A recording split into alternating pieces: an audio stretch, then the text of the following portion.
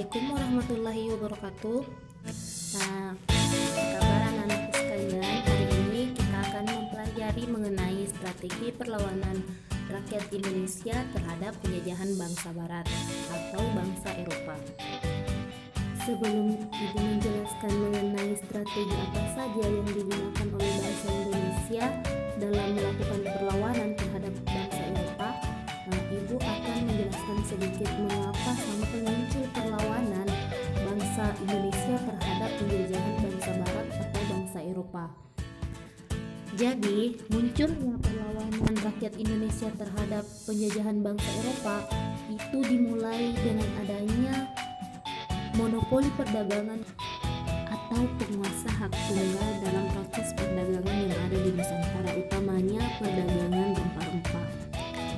Yang kedua adalah ekspansi wilayah atau perluasan wilayah yang dilakukan oleh bangsa Barat, mencakup hampir seluruh wilayah Nusantara dikuasai oleh mereka.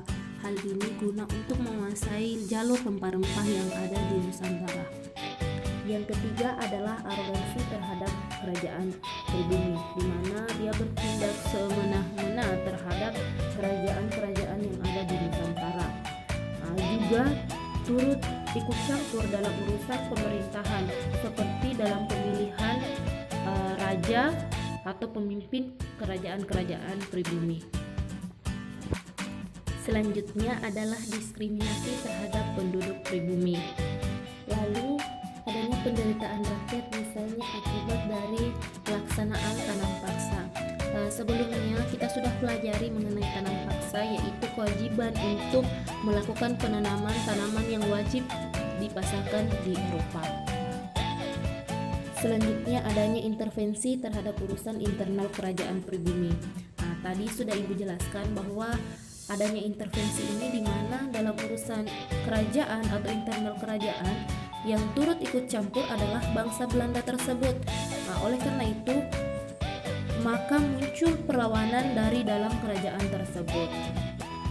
Perlawanan ini terjadi di berbagai wilayah di Indonesia atau di Nusantara, seperti perlawanan Ternate terhadap kekuasaan Portugis, kemudian perlawanan Aceh terhadap Portugis, perlawanan Makassar terhadap VOC, perlawanan Banten terhadap VOC, perlawanan Patimura tahun 1817, Perang Padri 1812 sampai 1837, Perang Diponegoro tahun 1825 sampai 1830, kemudian Perang Aceh 1873 sampai 1904. Baiklah, mari kita bahas satu persatu perlawanan yang terjadi di berbagai wilayah yang ada di Nusantara.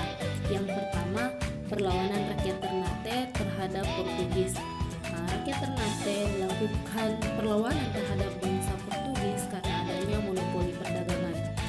Sejak awal kedatangan bangsa Portugis, yang awalnya hanya untuk berdagang tetapi lama-kelamaan ingin menguasai jalur rempah-rempah yang ada di Nusantara, salah satunya yang ada di Maluku.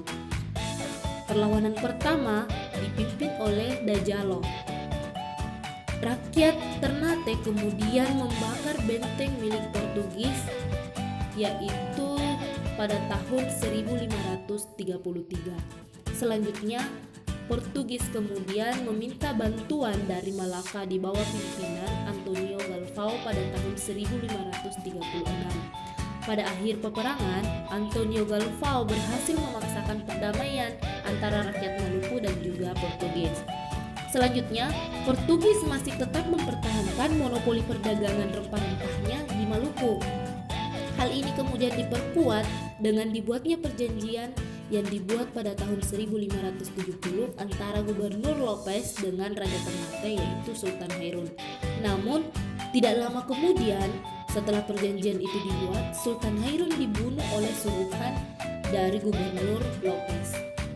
Kejadian ini kemudian memunculkan kemarahan dari putra Sultan Hairun, yaitu Sultan Ba'abullah.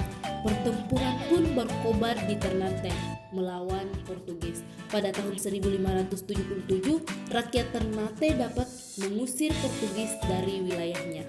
Dan selanjutnya yaitu perlawanan Aceh terhadap Portugis. Bermula ketika Portugis menguasai wilayah Malaka pada tahun 1511, maka kegiatan para pedagang muslim beralih ke kerajaan Aceh Darussalam. Oleh karena itu, Portugis merasa dirugikan secara ekonomi.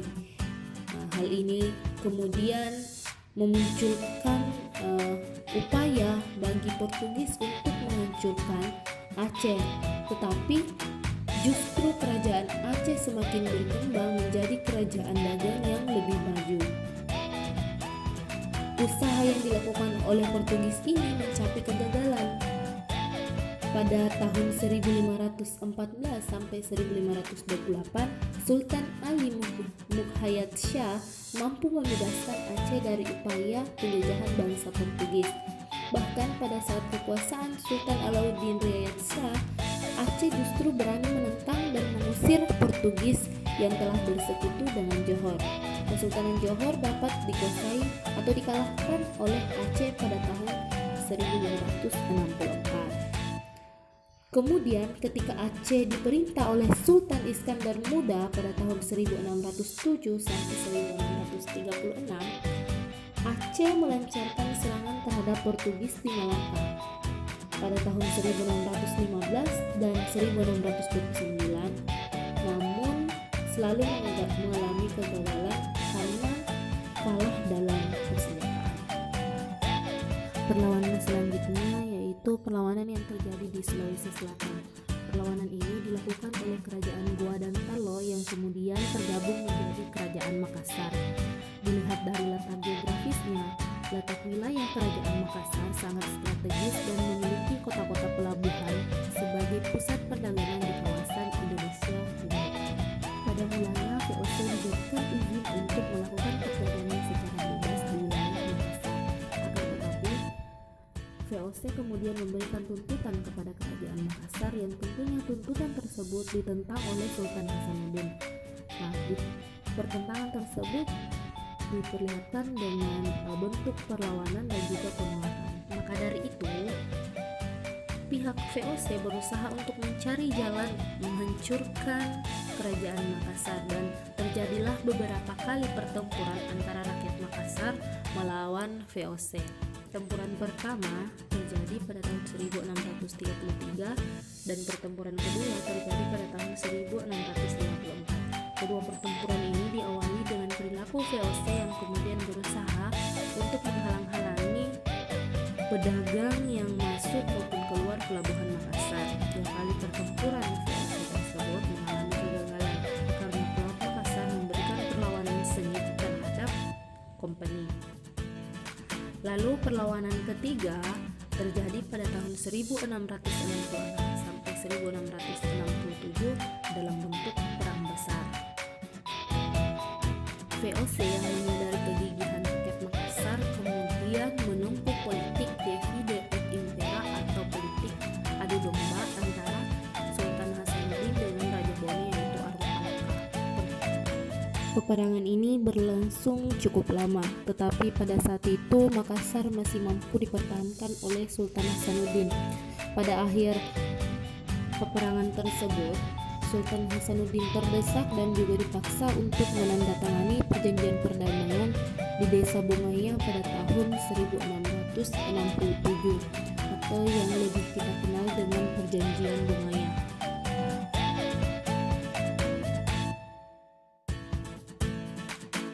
Perlawanan rakyat Makassar akhirnya mengalami kegagalan. Salah satu penyebab dari kegagalan kerajaan Makassar untuk menghadapi VOC adalah keberhasilan VOC menerapkan sistem politik adu domba antara Sultan Hasanuddin dan juga Arum Alka. Cukup sekian materi kita hari ini. Semoga apa yang Ibu sampaikan kalian bisa pahami dengan baik. Dan untuk pertemuan berikutnya, kita masih pada materi perlawanan bangsa Indonesia terhadap penjajahan bangsa Barat di berbagai wilayah. Pesan Ibu, tetap semangat meskipun belajar dari rumah. Wassalamualaikum warahmatullahi wabarakatuh.